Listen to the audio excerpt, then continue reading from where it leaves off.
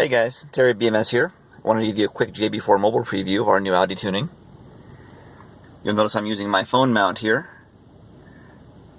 We've got that on our website if you need it. Little disc attaches to the back of the phone, pretty thin, pops it right there. So you can use that mount or no mount at all, or the mount of your choice of course. Now you notice on the mobile app here we have various different gauges showing. And if you want to change them, you can go ahead and press and hold that.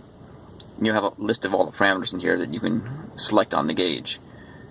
We're in the process of connecting all these various ones to the logging parameters, so most are active, not everything is active yet, but we're still working on it.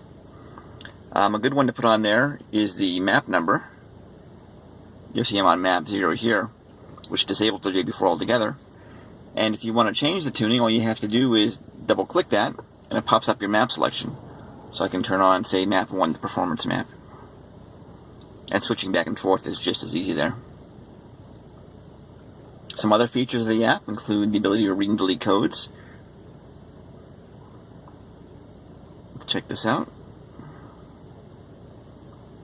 No code stored, that's good. You've got data logs in here. One of the nice features of the JB4 is it'll automatically record data logs for you. So all you have to do is start the app and floor it, and at full throttle that data will get picked up and saved to the phone. You can review it later if you want. So let's go ahead and pull one of these open. And it gives you all the various data there. If you want to select different things, you can enable and disable different things to put on the log itself. Usually what I do with these things is I'll look at them on the phone just to make sure they're okay if I'm doing some tuning at the track or what have you. But I like to email them to myself. So you've got an email option built right up there. You can delete it off the phone as well, etc. Another nice feature is the user adjustment settings. So for example, down here we've got various settings that can be enabled and disabled. We'll be going into more details on these as we do development. Open loop obviously is related to the fuel control. Various read-only data here on the firmware version and diagnostic stuff that we have loaded.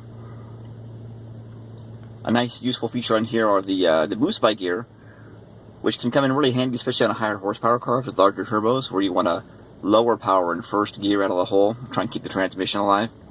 And we'll be discussing that more later as we go into the higher turbo tuning. We have water meth integration. The JB4 also includes the ability to directly control the meth and solenoid. And we have settings in there for the integration. We've got a plug-and-play adapter coming out soon. Some additional stuff here for the water meth and also for ethanol integration. Another nice little feature I wanted to show you in here is the shift indicator. You can set the RPM there, and then when you hit that, the light will flash on the gauges, which is kind of a neat little indicator to shift to the next gear if you're trying to shift earlier, for example. So let me jump back here into the display side. And I'll try and floor it here for a second just to kind of give you a preview of what things look like. This is a short track, so I won't be able to get going very fast. But just to give you a preview.